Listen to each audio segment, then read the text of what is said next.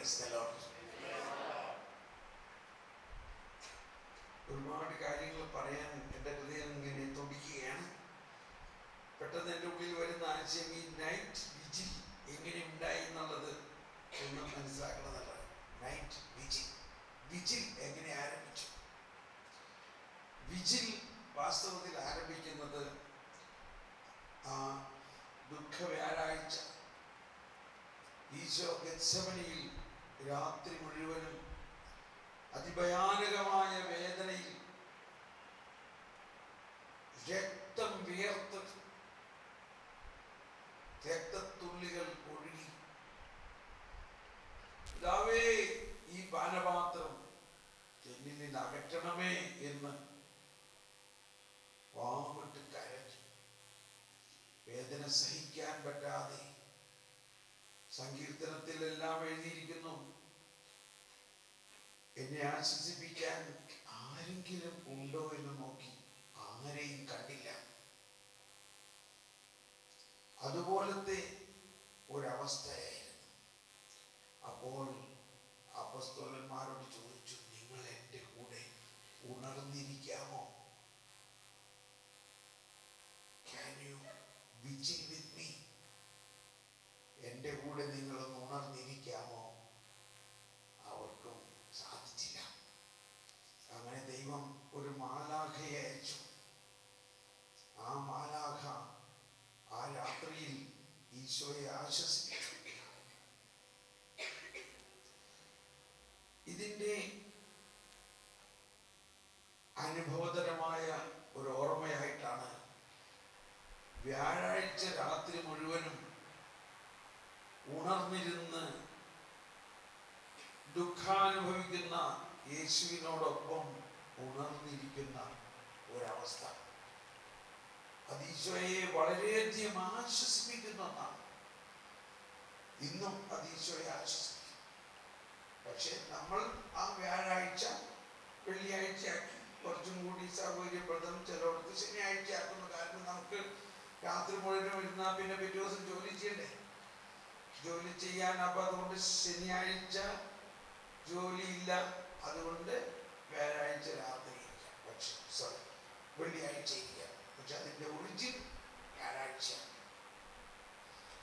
അവിടെ ഒന്ന് രണ്ട് പ്രത്യേക കാര്യങ്ങൾ മനസ്സിലാക്കേണ്ടതുണ്ട്. ഈശോ അന്ന് രാത്രി എന്തിനാണ് രക്തം ഉയർത്തത്? ആരെങ്കിലും ഒന്ന് പറയാമോ? എന്തുകൊണ്ടാണ് ഈശോ രക്തം ഉയർത്തത്? ഈശോ രക്തം ഉയർക്കാൻ എന്താ കാരണം ഉണ്ടായി? ഈശോയ്ക്ക് ഇത്ര ഭയാനകമായ വേദന കൊണ്ട് ഈശോയുടെ ഹൃദയം പൊട്ടി രക്തം ഉയർത്തുന്നതിന്റെ കാരണം എന്തുണ്ടായി? അധികം സമയമില്ല, പെട്ടെന്ന് പറയാം. ആരെങ്കിലും പറയാമോ? ഇല്ലെങ്കിൽ ആർക്കെങ്കിലും അതിന് കൃത്യമായ അർത്ഥം അറിയാമെന്നുള്ളവരൊന്ന് കൈവക്കാമോ? പറയണ്ട, എനിക്ക് അതിന്റെ കൃത്യമായ അർത്ഥം അറിയാം എന്നുള്ളവരൊന്ന് കൈവക്കാമോ?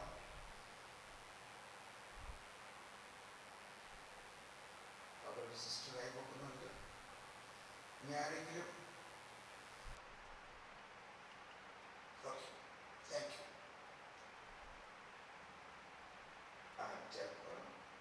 അറിയാമായിരിക്കും, പക്ഷെ ഇത് ശരിയാണോ എന്ന് ബ്രദർ വേറെ എന്തെങ്കിലും ഉദ്ദേശിച്ചിട്ടാണോ എന്നൊക്കെ ഉദ്ദേശിച്ചിട്ടാണ്. അറിയാം, എങ്കിലും അറിഞ്ഞൂടാ, എങ്കിലും അത് പ്രഘോഷിക്കാനുള്ള ധൈര്യമില്ല. പക്ഷെ ഞാനിത് പല സ്ഥലത്തും ചോദിച്ചിട്ട് എല്ലായിടത്തും ഇങ്ങനെയൊക്കെ തന്നെയാണല്ലോ ഉത്തരം കിട്ടിയേക്കുന്നത്. അതുകൊണ്ട് എനിക്ക് പ്രയാസമൊന്നുമില്ല. ഈ വിശുദ്ധ നാട് സന്ദർശിക്കുന്ന സമയത്ത് നമ്മൾ സന്ദർശിക്കുന്ന വളരെ പ്രത്യേക ഒരു സ്ഥലമാണ് ഈ ഒലിവുമലയിൽ.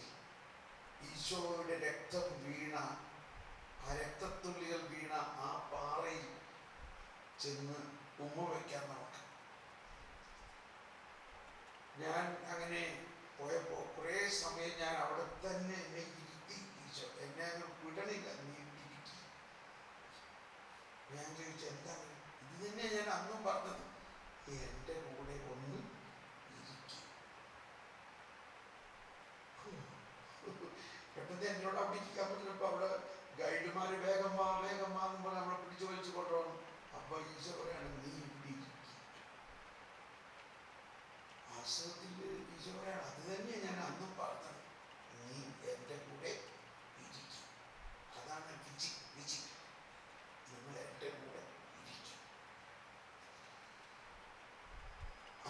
അവനോട് ഈശോ പറയാണ്, എന്താണ് ആ രാത്രിയിൽ സംഭവിച്ചതെന്ന് ഇന്നും ഒരുപാട് ആളുകൾക്ക് അറിയില്ല.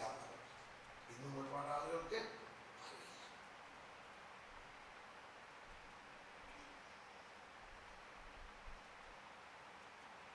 വിശ്വാസത്തിന്റെ കാതലായ ഒരു കാര്യമാണ് എന്തുകൊണ്ടാണ് ഈശോ രക്തം ഉയർത്തി. ഞാൻ അതിനെ കുറിച്ച് ചോദിക്കുമ്പോൾ ചിലർ പറയും, താൻ സ്നേഹിച്ച തൻ്റെ ആ സ്നേഹനിധിയായ അപ്പസ്തോലന്മാർ ഈശോയെ ഒറ്റിക്കൊടുത്ത് തിരസ്കരിച്ചു, അതുകൊണ്ടുള്ള ഹൃദയം പൊട്ടിയ വേദന. ചിലർ പറയും, നാളെ സംഭവിക്കാനിരിക്കുന്ന ആ പീഠാനുഭവം, ആ കുരിശ് ചുമക്കേണ്ടി വരും, ആ കുരിശിൽ യേശുവിനെ ആണിയടിച്ച് കൊല്ലും, അത് ഓർത്തിട്ടുള്ള വേദന.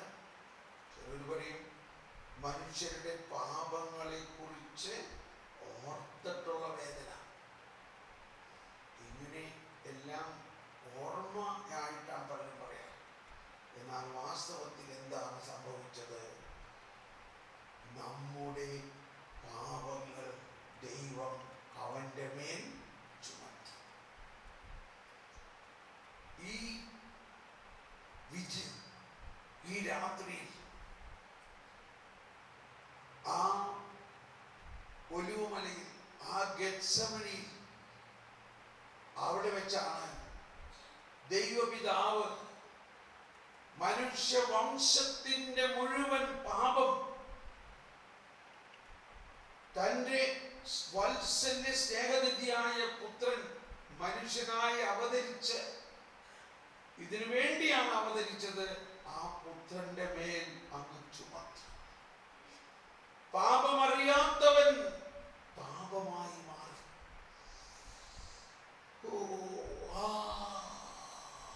പാപം, മനുഷ്യരുടെ മുഴുവൻ പാപം. പാപവും ദൈവവും ഓപ്പോസിറ്റാണ്. എന്നാൽ ഇപ്പോൾ they are at one. പാപം അശുദ്ധമാണ്, ദൈവം പരിശുദ്ധനാണ്.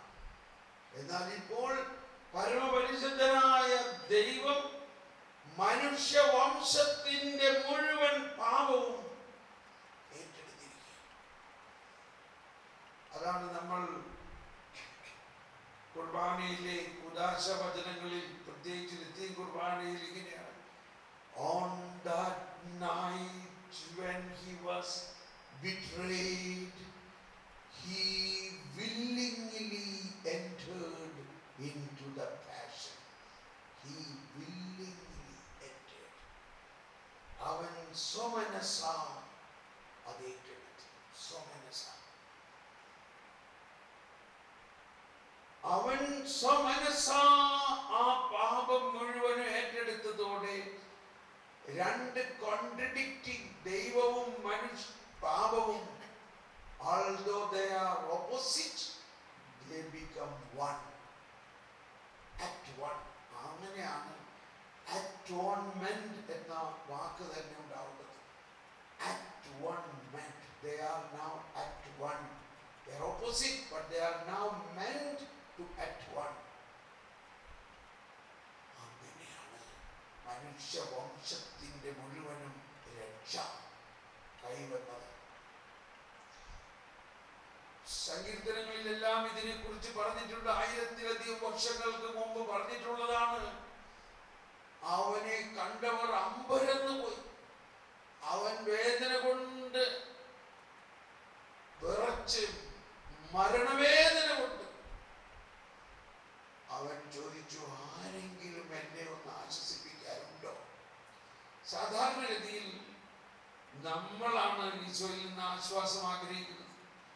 നമ്മൾ ഒരിക്കലും ചിന്തിക്കുന്നില്ല യേശുവിനെ നമ്മളിൽ നിന്ന് ആശ്വാസം ആഗ്രഹിക്കുന്നു. പക്ഷേ ഈശോ നമ്മളിൽ നിന്ന് ആശ്വാസം ആഗ്രഹിക്കുന്നു. അന്നും ഇന്നും ഇതാണ് സത്യം. മറ്റൊരു ചിന്ത, ഇതെല്ലാം കഴിഞ്ഞുപോയ സംഭവമല്ലേ, ഇതിനിപ്പ എന്താ അർത്ഥം? ഇത് കഴിഞ്ഞു പോയ സംഭവം ആണെങ്കിലും ഈ രക്ഷാകര സംഭവങ്ങളിലെ ഓരോ നിമിഷവും, ഓരോ വചനവും ഒരിക്കൽ സംഭവിച്ച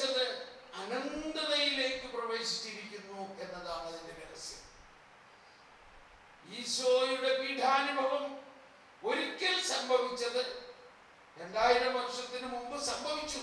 പക്ഷെ അത് സംഭവിച്ചത് ചരിത്ര സംഭവമാണ്. അത് അന്ന് തന്നെ അനന്തതയിലേക്ക് പ്രവേശിച്ചിരിക്കുന്നു.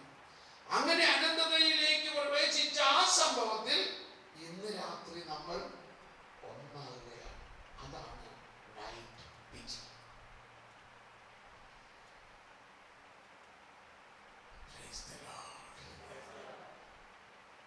ഇന്ന് രാത്രി നാം ഈശോയുടെ ആ വേദനിക്കുന്ന ഈശോയോടൊപ്പം നമ്മുടെ വേദനകൾ കൂടി ഒന്നിക്കുമ്പോൾ ഈശോയുടെ വേദനയിൽ നിന്നും സ്വമനസ അല്പം നമ്മൾ സ്വീകരിക്കുക.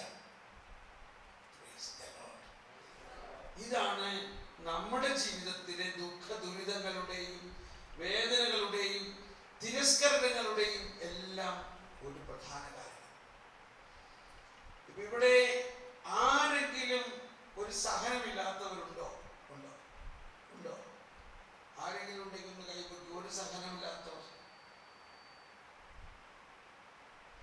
എല്ലാവർക്കും സഹനമുള്ളവരാണ്. പക്ഷേ ചിലവർക്ക് ഈ സഹനം ഭയങ്കര മാധുര്യമാണ്. അവരൊന്നും ഇവിടെ വന്നു കാണില്ല ചിലപ്പോ. ചിലവർക്ക് ഈ സഹനം എങ്ങനെയെങ്കിലും ഒന്ന് ഒഴിവാക്കി കിട്ടാൻ വേണ്ടിയാണ് അധികം ആരും പ്രാർത്ഥിക്കാൻ പറ്റുന്നില്ല. പക്ഷേ ഈ സഹനം അങ്ങനെ ഒഴിവാക്കാൻ ഇന്ന് നിങ്ങൾക്ക് മനസ്സിലാവും. ദൈവമേ, ഇനിയും കൂടുതൽ സഹനം തരണേ. കാരണം നമുക്ക് ദൈവം അറിയാതെ നമ്മുടെ ജീവിതത്തിൽ ഒരു സഹനവും ഉണ്ടാവില്ല. ഒരു സഹനം ഉണ്ടാവില്ല ദൈവം അറിയാതെ. ഈശോ പറഞ്ഞു, ഇതാ 2 കുരുവികളെ നിങ്ങളൊന്ന് നോക്കിയേ, കാണുന്നില്ലേ? അതിലൊന്നു പോലും എന്റെ സ്വർഗസ്ഥനായ പിതാവ് അറിയാതെ താഴെ വീഴില്ല. നിങ്ങളുടെ തലമുടി നാരുകൾ പോലും എണ്ണപ്പെട്ടിരിക്കുന്നു. നമ്മൾ മനസ്സിലാക്കേണ്ടത് ദൈവത്തിന്റെ അനന്തത, അനന്തജ്ഞാനം. നമ്മുടെ സീറോ മലബാർ കുർബാനയിലുള്ള പ്രാർത്ഥന ഇങ്ങനെയാണല്ലോ: സർവജ്ഞനായ ഭരണകർത്താവും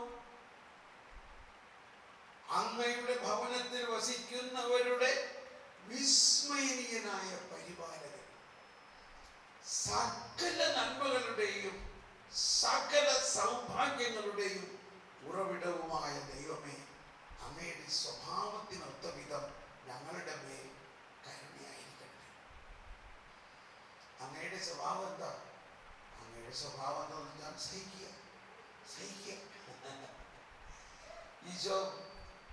ഈശോയെ പിതാവ് ഇത്രയും സ്നേഹിച്ചിട്ട് ഈശോയ്ക്ക് എന്താ കൊടുത്തത്? അതിഭയാനകമായ സഹനം. പക്ഷെ എന്തിനാണ് ഈ സഹനം?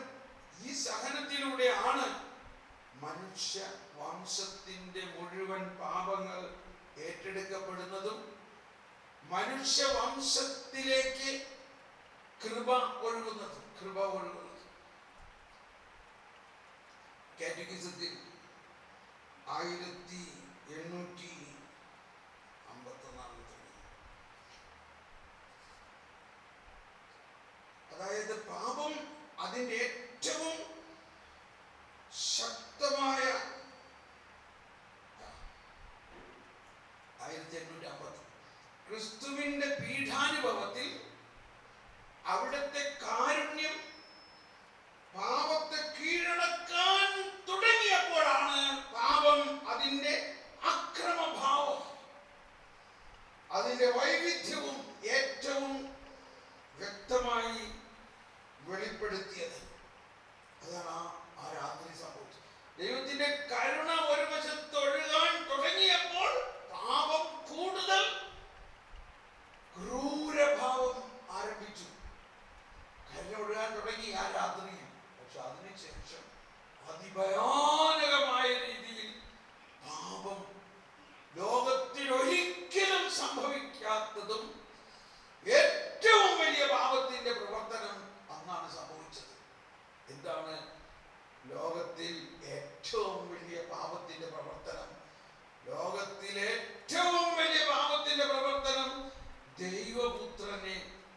കൊല്ലുക എന്നതാണ്. ദൈവപുത്രനെ കൊല്ലുക.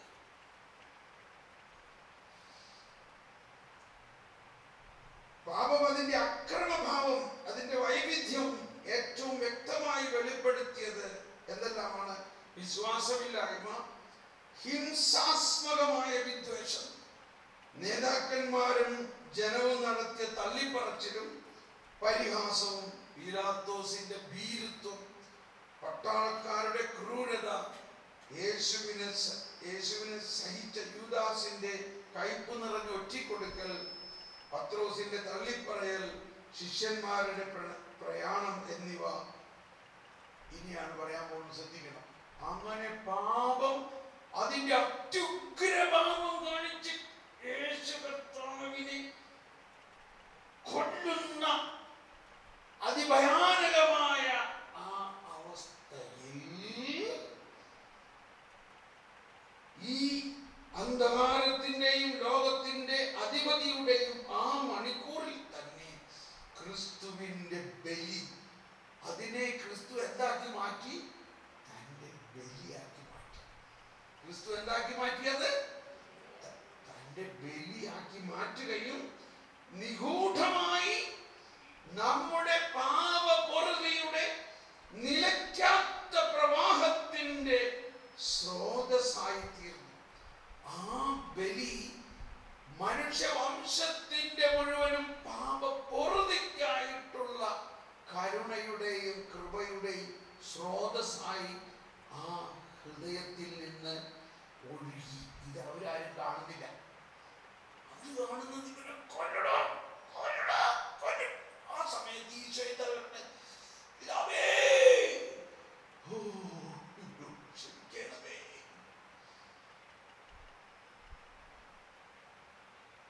അവർ അറിയുന്നില്ല. കേട്ടോ? ഹൃദയം കണ്ടോ? ആ ഹൃദയത്തിൽ നിന്ന് പിതാവേ ക്ഷമിക്കണമേ. അതാണ് ആ മണിക്കൂർ എന്ന് പറയുന്നത്. അതാണ് ആ ഹൃദയം. ഭയാനകമായ വേദന. എന്നാൽ ഉള്ളിന്റെ ഉള്ളിൽ സംഭവിച്ചത് ഇതാണ്. പ്രപഞ്ചം മുഴുവനെയും പാപപൊറുതി നൽകുന്ന കൃപയും കരുണയും ഒഴുകി എന്നതാണ്.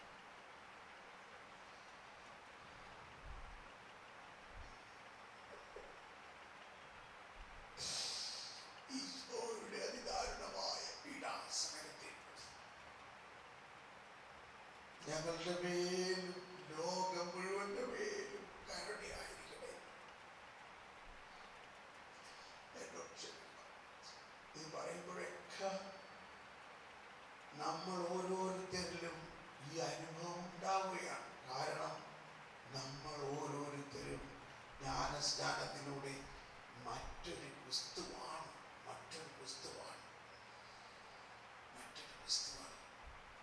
അതുകൊണ്ട് തന്നെ ആ ക്രിസ്തുവിന്റെ അതിഭയാനകമായ വേദനയുടെ വ്യത്യസ്ത ഭാവങ്ങൾ എന്തെല്ലാമാണ്? തിരസ്കരണം, പത്രോസിന്റെ തിരസ്കരണം, യൂദാസിന്റെ വഞ്ചന,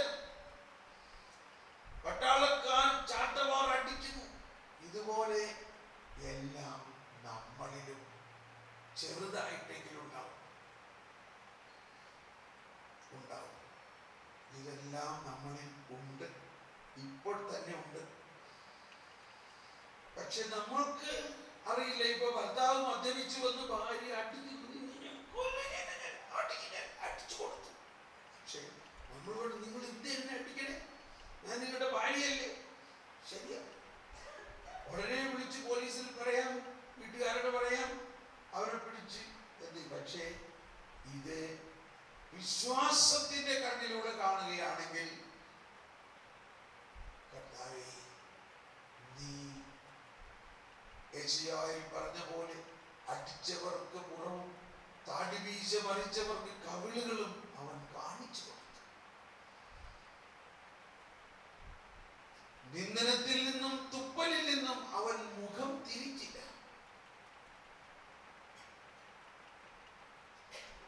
ഒരിക്കലൊരു സഹോദരി അവൾ അവളുടെ ഭർത്താവ് ഇതുപോലെ മദ്യപിക്കും. മദ്യപിച്ചു കഴിഞ്ഞാൽ ക്രൂരമായി പെരുമാറ്റമാണ്. അവന് തന്നെ അറിയില്ല എന്താ ചെയ്യണേ. അടി, ഇടി, തുപ്പൽ എല്ലാം ചെയ്യും. ചുമരിൽ ചേർത്ത് വെച്ച് തലയിട്ടിടിക്കും, തലമുടി വളയ്ക്കും, ചെറുട്ടത്തടിക്കും. അപ്പോൾ അവളിത് പലരോടും പറഞ്ഞപ്പോ പറഞ്ഞു, അങ്ങനെയാണെങ്കിൽ നീ അവരുടെ കൂടെ നിൽക്കണ്ട. ചിലര് പറഞ്ഞ് കുറച്ച് നാളത്തേക്കെങ്കിലും ഒന്ന് മാറി താമസിച്ചു. പക്ഷെ ഇത് ഇവൾക്ക് പറ്റണമില്ല. കാരണം ഇയാള് രാത്രി കഴിഞ്ഞ് രാവിലെ ആയി കഴിഞ്ഞാൽ ഇയാള് നേരെ മറിച്ച ഒരു പുണ്യവാളിന്റെ പോലെ പാത്രങ്ങൾ കഴിവയ്ക്കും, നന്നായിട്ട് ദോശ ഇഡ്ഡലിയൊക്കെ ഉണ്ടാക്കും, നല്ല സാമ്പാർ ഉണ്ടാക്കും, നല്ല കറി ഉണ്ടാക്കും, എല്ലാം സഹായിക്കും. വൈകുന്നേരം അയാൾ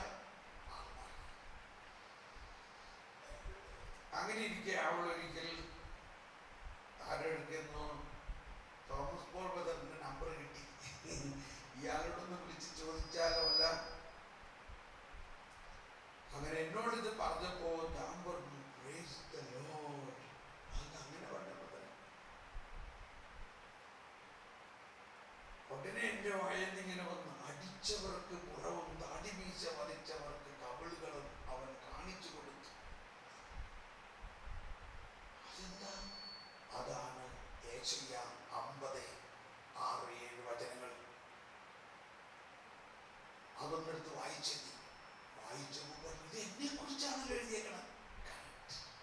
നിന്നെ കുറിച്ചാണ്. എന്നാൽ ഇന്ന് 2700 ചില്ലാനും വർഷം മുമ്പാണ് എഴുതിയേക്കണത്. അതായത് യേശുവിന് 700-ലധികം വർഷം മുമ്പ് എഴുതിയിരിക്കുകയാണ്. യേശുവിന്റെ പുറത്തടിക്കും, ചെകിടത്തടിക്കും. അത് ഈശോ ഇങ്ങനെ നോക്കിയിരിക്കുകയാണ്, എപ്പോഴാണ് അടിക്കാൻ പറഞ്ഞത്, എപ്പോഴാണ് യേശയ്യായുടെ വചനം വേണ്ടി പൂർത്തിയാകാൻ പോണി. അതുകൊണ്ടാണ് ഈശോ പറയാറുള്ളത്, എനിക്ക് ജെറുസലേമിലേക്ക് പോകണം, അവിടെ എന്നെ അവർ നോക്കിയിരിക്കുകയാണ്. നമ്മൾ ആരെങ്കിലും പോകുമോ? അവിടെ നമ്മളെ കൊല്ലാൻ നോക്കിയിരിക്കുകയാണെങ്കിൽ അവിടെ പോകുമോ? പക്ഷേ യേശു അങ്ങനെയല്ലായിരുന്നു. അവരെന്നെ നോക്കിയിരിക്കുകയാണ്, ഞാൻ വേഗം പോകണം. കാരണം ഈ യെശയ്യാ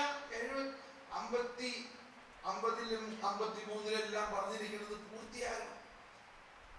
എനിവേ അവര് പറയണേ, അപ്പൊ ഈശോക്ക് ഈ അടി കിട്ടുമെന്ന് ഇത്രനാൾ മുമ്പേ അറിയാമായിരുന്നു. അറിയാമായിരുന്നു മാത്രമല്ല, ഈശോ എല്ലാ ദിവസവും ഈ വചനങ്ങൾ വായിക്കുമായിരുന്നു. സങ്കീർത്തനത്തിൽ എഴുതിയിട്ടുണ്ട് 22-ൽ, അവന്റെ കൈകാലുകൾ അവർ കുത്തിത്തുളയ്ക്കും എന്നത് എഴുതിയിട്ടുള്ളതാണ്. സങ്കീർത്തനം 22, അവന്റെ കൈകാലുകൾ അവർ കുത്തിത്തുളയ്ക്കും. അപ്പോ ഈ എനിക്ക് കിട്ടിയ അടി ഈശോയ്ക്ക് കിട്ടിയ പോലെയാണോ? കറക്റ്റ്. നീ അതൊന്ന് അങ്ങ് ഈശോയുടെ വേദനയോടൊന്നും ചേർക്കുമ്പോൾ ഈശോയ്ക്ക് കിട്ടിയ അടിയിൽ ഒരു 2 അടി നീ സ്വീകരിച്ചു, ഈശോയ്ക്ക് ഒരു ആശ്വാസം കിട്ടും. ഈശോയെ ഞാൻ ആശ്വസിപ്പിക്കാൻ പറ്റുമെന്നോ? അതെ, നിനക്ക് ആശ്വസിപ്പിക്കാൻ പറ്റും. അവൾ പറയണേ, എനിക്ക് ഇപ്പോഴേ തന്നെ ഭയങ്കര ആശ്വാസം തോന്നുന്നുണ്ട്. നാളെ അല്ല ഇന്ന് വൈകുന്നേരം ഈ അടി കിട്ടുമ്പോ നീ അത് നേരത്തെ തന്നെ ഈശോയ്ക്ക് അത് കൊടുക്കണം. എന്നിട്ട് നാളെ എന്നോട് വിവരം പറയാമോ? പറയാൻ സാധിക്കും.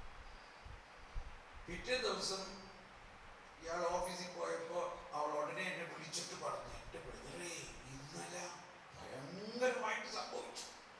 എന്നെ ചുമപിടിച്ചു. എന്നിട്ട് എനിക്ക് ഇത് സംഭവിക്കുന്നതിന് മുമ്പേ തന്നെ സന്തോഷം തുടങ്ങി. ഈശോയെ, ഞാനിത് അങ്ങേക്ക് സമർപ്പിക്കുന്നു എന്ന് പറഞ്ഞപ്പോഴേ മുതലേ എനിക്ക് പിന്നെ അതങ്ങ് സംഭവിക്കാൻ, ഇതങ്ങ് നടക്കാൻ വേണ്ടി ഞാനിങ്ങനെ കാത്തിരിക്കുകയായിരുന്നു. ഇതാണ് ഈശോയ്ക്കുണ്ടായിരുന്ന അവസ്ഥ. ഇത് വേഗം നടക്കണം.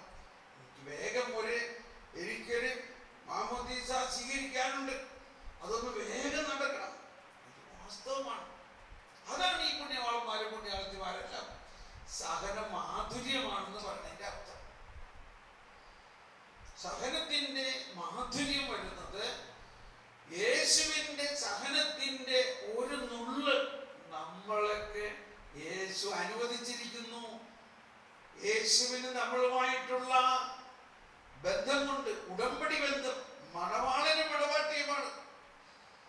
കന്യാസ്ത്രീമാരെ സംബന്ധിച്ച് അവർ മണവാട്ടിമാരാണ്. എന്നാൽ നമ്മളെല്ലാ ആത്മാക്കളും, ആണായാലും പെണ്ണായാലും, നമ്മുടെ ആത്മാവ് യേശുവിൻ്റെ മണവാട്ടിയാണ്. യേശുവിൻ്റെ ആത്മാവ് മണവാളൻ. അതുകൊണ്ട് ഈ സഹനമെല്ലാം ഇതിന് ഭയങ്കര അർത്ഥമുണ്ട്. വിജിൽ എന്ന് പറഞ്ഞാൽ ആ യേശുവിൻ്റെ പീഠാനുഭവത്തിന്റെ രാത്രിയിൽ യേശുവിനെ ആശ്വസിപ്പിക്കാൻ വന്ന മാലാഖയെ പോലെ ഇനി മാലാഖ വരേണ്ട ആവശ്യമില്ല. ഇനി ഞങ്ങളെല്ലാം യേശുവിൻ്റെ സ്നേഹനിധിയായ പങ്കാളികളായ നമ്മൾ ഈശോയെ ആശ്വസിപ്പിക്കും. ഇവളെന്നിട്ട് പറയാണ്, ഞാൻ ഈശോയുടെ പീഠാനുഭവത്തോട് അതൊക്കെ സമർപ്പിച്ചപ്പോ എന്നെ അടിച്ചുകൊണ്ടിരിക്കുന്ന സമയത്ത് തന്നെ എനിക്ക് ഭയങ്കര സന്തോഷം തോന്നി. എൻ്റെ ഇടത്തെ കണ്ണിൻ്റെ ഈ കോർണർ പെട്ടെന്ന് ഞാൻ തുറന്നപ്പോ പിശാച് ചമ്മി വീട്ടിൽ നിന്ന് ഓടിപ്പോകുന്നത് ഞാൻ കണ്ടു. അതാണ് കുരിശ് കണ്ടാൽ പിശാച് ഓടും എന്ന് പറയുന്നതിന്റെ അർത്ഥം. അത് ഇതുപോലെയുള്ള കുരിശ് കണ്ടതുകൊണ്ടൊന്നും കാര്യമില്ല. എങ്ങനത്തെ കുരിശ് കാണണം? രണ്ടടി. നമ്മുടെ ഹൃദയത്തിൽ, നമ്മുടെ ജീവിതത്തിൽ ആ വേദനിക്കുന്ന അനുഭവം ഉണ്ടാകണം. ഇതുപോലെ തന്നെയാണ് ഇത്. ഒരു കുരിശ്, ഒരു ചയം. ഇനി മറ്റൊന്നാണ് തിരസ്കരണം. അപ്പസ്തോലനായ പത്രോസിനോട് ഈശോ പറയാണ്, നാളെ രാവിലെ കോഴി 2 പ്രാവശ്യം കൂകുന്നതിന് മുൻപ് നീ എന്നെ 3 പ്രാവശ്യം തിരസ്കരിച്ചിരിക്കും. 3 പ്രാവശ്യം നീ എന്നെ തിരസ്കരിച്ചിരിക്കും. പത്രോസ് പറയാണ്, എന്തി കർത്താവാണ്, ഞാനോ? ഞാനോ? ഒരിക്കലുമില്ല. നിനക്ക് വേണ്ടി മരിക്കാൻ വരെ ഞാൻ തയ്യാറാണ്. ഈശോന് അറിയാമായിരുന്നല്ലോ പത്രോസ് തിരസ്കരിക്കുമെന്ന്. എന്നിട്ട് എന്തുകൊണ്ട് ഈശോ അത് ഒഴിവാക്കിയില്ല?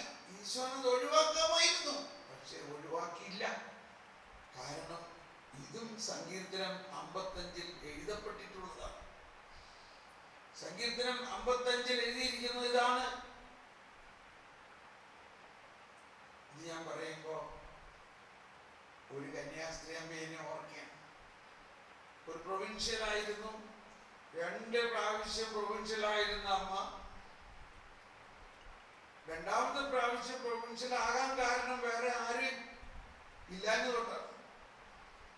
അതുകൊണ്ട് ഈ അമ്മ വിചാരിച്ചു, ഇനി 3-ാം പ്രാവശ്യവും എന്നെ ആകാതിരിക്കാൻ വേണ്ടി വേറെ ഈ അമ്മയ്ക്ക് പ്രീതിയുള്ള, അറിയാവുന്ന, യോഗ്യതയുള്ള ഒരാളെ അതിനു വേണ്ടി തയ്യാറാക്കി. അങ്ങനെ അവർക്ക് വേണ്ടി അവരെ തയ്യാറാക്കി കഴിഞ്ഞ് ഇലക്ഷൻ വന്നപ്പോൾ അവരെ തന്നെ തിരഞ്ഞെടുത്തതുകൊണ്ട് സന്തോഷമായി. അപ്പോൾ പ്രൊവിൻഷ്യൽ അമ്മയ്ക്ക് ഹൃദയത്തിൽ ഭയങ്കര സന്തോഷമായെന്ന് മാത്രമല്ല, ഇവര് എന്നെ പരിഗണിക്കും, എന്റെ ജീവിതത്തിൽ ഇനി ബാക്കിയുള്ള കാലഘട്ടത്തിൽ എനിക്കൊരു സോഫ്റ്റ് കോർണർ തരും എന്നുള്ള ഒരു ചെറിയ പ്രതീക്ഷ ഉണ്ടായിരുന്നു. ഒന്ന് കൈവീശി കാണിച്ച് വിജിലൻസ്, ഉണർന്നിരിക്കണം, ഉണർന്നിരിക്കാൻ, എൻ്റെ കൂടെ ഉണർന്നിരിക്കാൻ. കൈയെല്ലാവരും ഒന്ന് പൊക്കി, യേശുവേ സ്തോത്രം, യേശുവേ ഇതാ ഞാൻ അങ്ങയോടൊപ്പം ഉണർന്നിട്ടുണ്ടേ.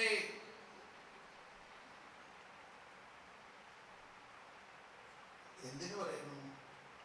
പ്രൊവിൻഷ്യൽ ആയി കഴിഞ്ഞതോടുകൂടി ഈ പുതിയ പ്രൊവിൻഷ്യലിന്റെ സ്വഭാവം കംപ്ലീറ്റ് മാറി. 2 പ്രാവശ്യം പ്രൊവിൻഷ്യലായി അമ്മയെ തിരസ്കരിക്കുകയും ചെയ്യാത്ത കുറ്റങ്ങൾക്ക് കുറ്റം പറയുകയും പണിഷ്മെന്റ് പോലൊരു സ്ഥലത്തേക്ക് ട്രാൻസ്ഫർ ആകുകയും ഭയാനകമായ ഒരവസ്ഥ കൊടുത്തു. 10 വർഷമായി. അപ്പോഴാണ് എന്നെ കാണുന്നത്. എന്നോട് കരഞ്ഞുകൊണ്ട് പറയാൻ, ഞാൻ എന്ത് ചെയ്തിട്ടാണ്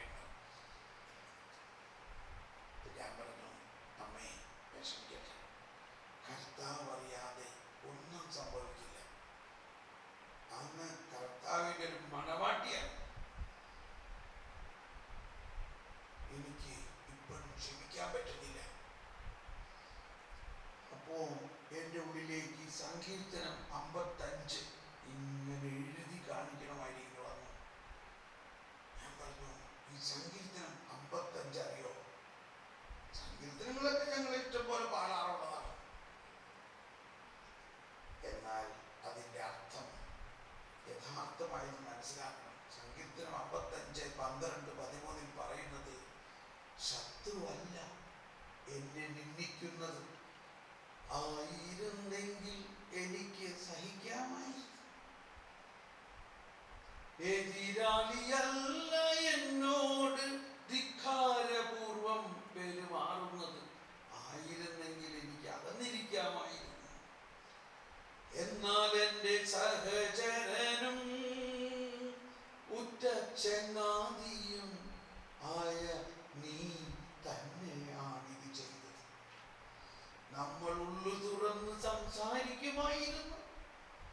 നമ്മൾ ഒന്നിച്ച് ദേവാലയത്തിൽ കൂട്ടായ്മ ആചരിക്കുമായിരുന്നു. നീയാണ് എന്നോട് ഇത് ചെയ്തത്. എനിക്ക് സഹിക്കാൻ പറ്റുന്നില്ല. യേശുവിന് 1000 വർഷങ്ങൾക്ക് മുമ്പ് ഈ സങ്കീർത്തനത്തിൽ പറഞ്ഞത് യേശുവിൻ്റെ ഏറ്റവും വിശ്വസ്തരും യേശു ഏറ്റവും സ്നേഹിക്കുന്നവനുമായ പത്രോസ് യേശുവിനെ തിരസ്കരിക്കുമ്പോൾ ഉണ്ടാകുന്ന ആ വേദനയെ കുറിച്ചാണ്. ശത്രുവല്ല എന്നോട് ഇങ്ങനെ ചെയ്തത്, ആയിരുന്നെങ്കിൽ എനിക്ക് സഹിക്കാമായിരുന്നു. എതിരാളിയല്ല എന്നോട് ഇങ്ങനെ ചെയ്തത്, ആയിരുന്നെങ്കിൽ എനിക്ക് അകന്നിരിക്കാമായിരുന്നു. എന്നാൽ എൻ്റെ സഹചരനും ഉറ്റ ചങ്ങാതിയും ആയ നീ തന്നെയാണ് അത് ചെയ്തത്. നമ്മൾ ഉള്ളു തുറന്ന് സംസാരിക്കുമായിരുന്നു. നമ്മൾ ദേവാലയത്തിൽ ഒന്നിച്ച് ആരാധിക്കുമായിരുന്നു. ഈ സിസ്റ്ററിന് ഇത് കേട്ടപ്പോൾ ഇത് തന്നെയാണല്ലോ എൻ്റെ ജീവിതത്തിൽ. അത് ഈശോ താൻ സ്നേഹിച്ച് വളർത്തി തൻ്റെ പ്രധാന പുരോഹിതനാക്കിയ പത്രോസ് എങ്ങനെ യേശുവിനെ വേദനിപ്പിച്ചുവോ ആ വേദനയുടെ ഒരു പങ്ക് സിസ്റ്ററിന് നൽകാനാണ്.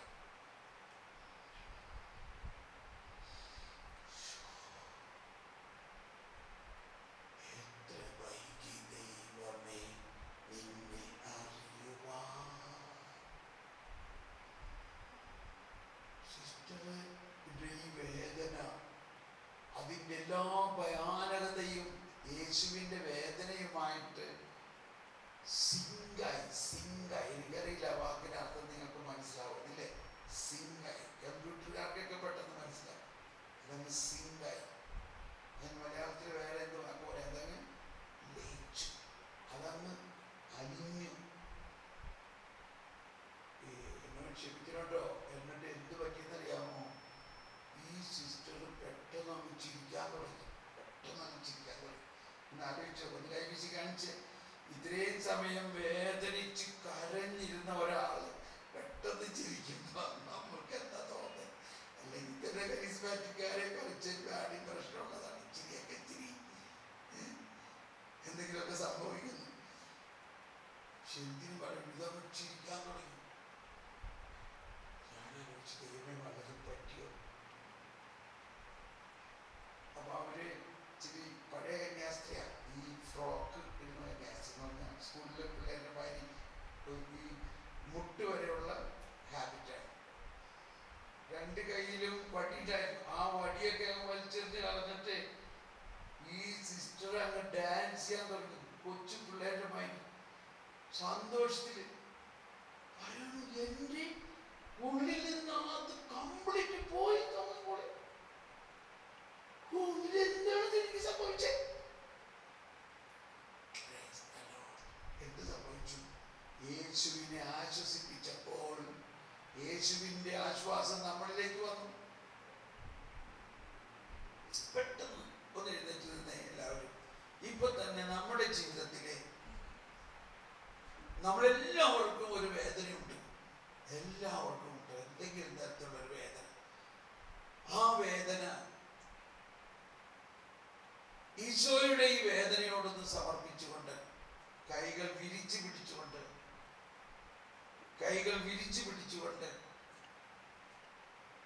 ഈശോയുടെ വേദനയോടൊന്നും സമർപ്പിച്ചുകൊണ്ട്, ഈശോയെ ഞാൻ അങ്ങയെ ആശ്വസിപ്പിക്കാം.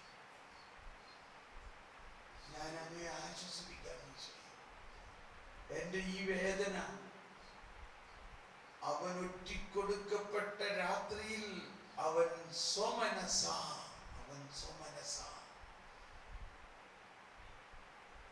അത് ഏറ്റുവാങ്ങി എന്ന പോലെ നമ്മൾക്ക് സ്വമനസ അത് ഏറ്റുവാങ്ങിക്കൊണ്ട് നമുക്കൊന്ന് സ്തുതിക്കാം.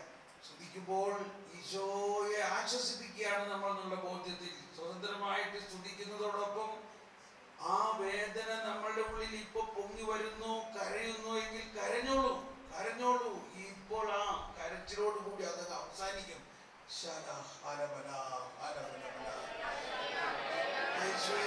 ആ വേദന മുഴുവൻ ഞാൻ സമർപ്പിക്കുന്നു. ആ വേദന എല്ലാവരുടെ ജീവിതത്തിലെ ഏറ്റവും ഭയാനകമായ വേദന, തിരസ്കരണങ്ങളുടെ വേദന, അവഹേളനത്തിന്റെ വേദന, ആ വേദന ഞാൻ സമർപ്പിക്കുന്നു. ആ വേദന ഞാൻ സമർപ്പിക്കുന്നു. അവൻ ഒറ്റിക്കൊടുക്കപ്പെട്ട രാത്രിയിൽ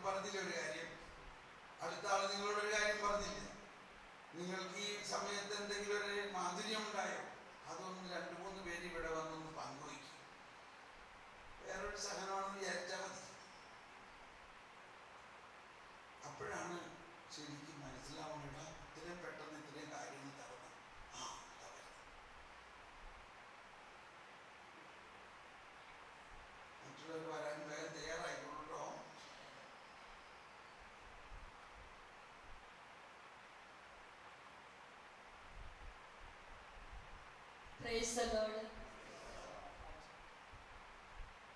ഞാൻ എൻ്റെ അനിയത്തിയോട് പറയായിരുന്നു എൻ്റെ ജീവിതത്തിലുണ്ടായിരുന്ന സങ്കടങ്ങൾ, ദുഃഖങ്ങൾ, പ്രയാസങ്ങൾ അത് ഈശോയെ ആശ്വസിപ്പിക്കാൻ വേണ്ടിയിട്ട് ഈശോ തന്നതാണ്. അവളും തിരിച്ചത് തന്നെയാണ് പറഞ്ഞത്. അപ്പം ഞങ്ങൾക്ക് രണ്ടുപേർക്കും തോന്നി ഞങ്ങളുടെ ജീവിതത്തിലുണ്ടായിരുന്ന ദുഃഖങ്ങൾ, പ്രയാസങ്ങൾ, സങ്കടങ്ങളൊക്കെ ഈശോയെ ആശ്വസിപ്പിക്കുവാനും ഈശോയുടെ വേദനയോടുകൂടി പങ്കുചേരുവാനും വേണ്ടിയിട്ടാണ് ഈശോ തന്നതാണ് എന്നാണ് ഞങ്ങൾക്ക് തോന്നിയത്. കൊടുത്തു. മനസ്സിന് സന്തോഷം തോന്നുന്നുണ്ട്. പോയി കുറേയൊക്കെ പോയി, മുഴുവനായിട്ട് പോയിട്ടില്ല. പ്രാർത്ഥിക്കണം എനിക്ക് വേണ്ടി. ഞാൻ വഴി മനസ്സിലായി.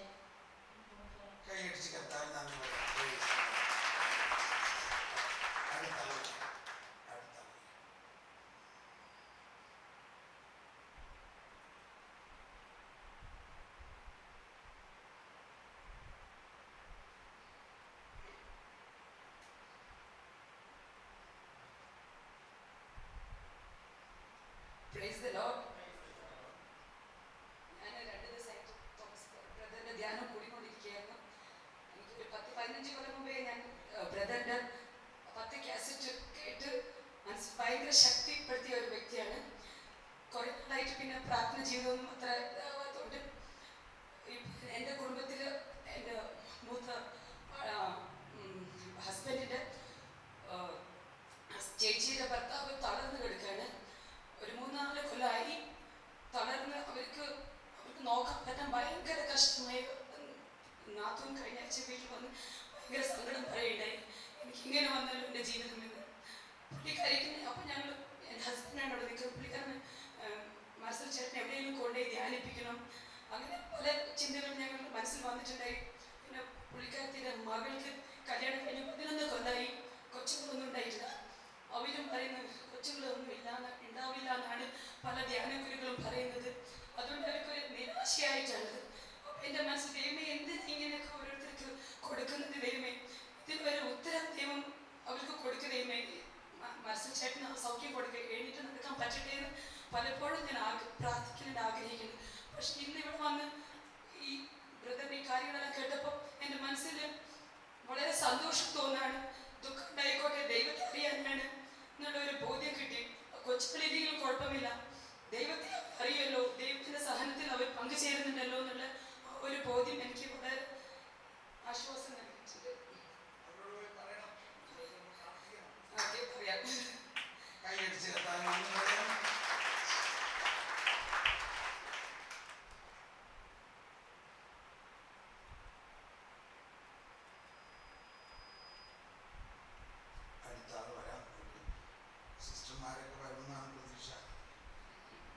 Praise the Lord.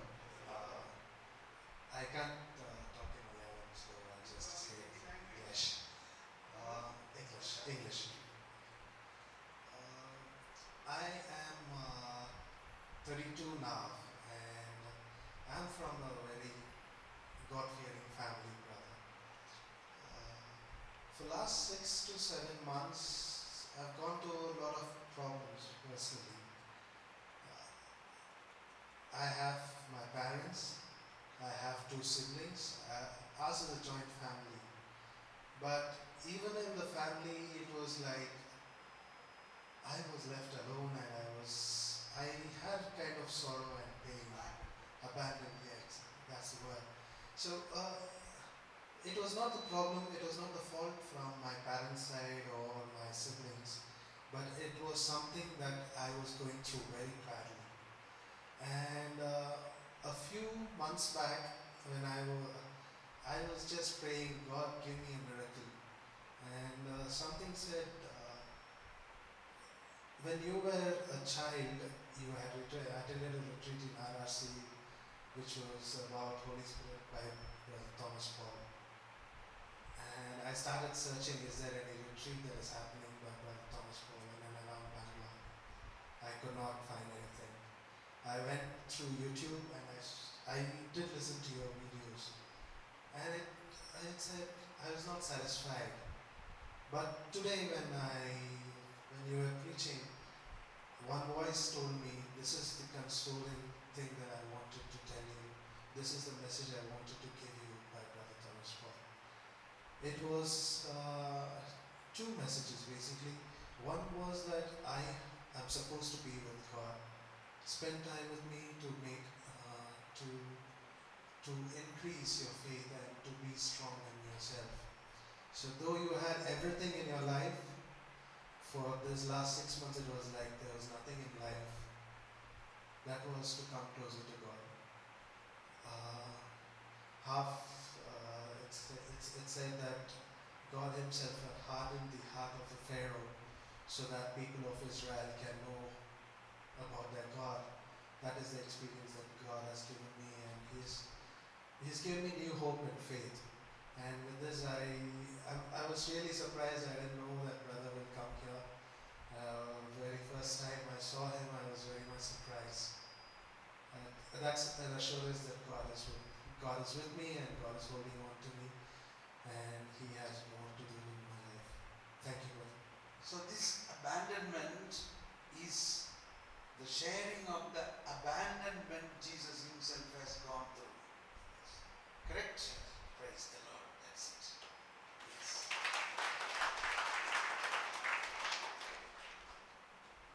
എൻ്റെ പേര് ഡേവിഡ് എന്നാണ്. തോമസ് ബ്രദറിൻ്റെ ധ്യാനം ഞാൻ ഡിവൈനിൽ വെച്ച് 92 മുതൽ ഏകദേശം 2001-2002 വരെ കൂടിയിട്ടുണ്ട്. ആദർശിക ധ്യാനം കൂടിയിട്ടുണ്ട്. എന്നെ അറിയാം, ഞാൻ ഡേവിഡാണ്.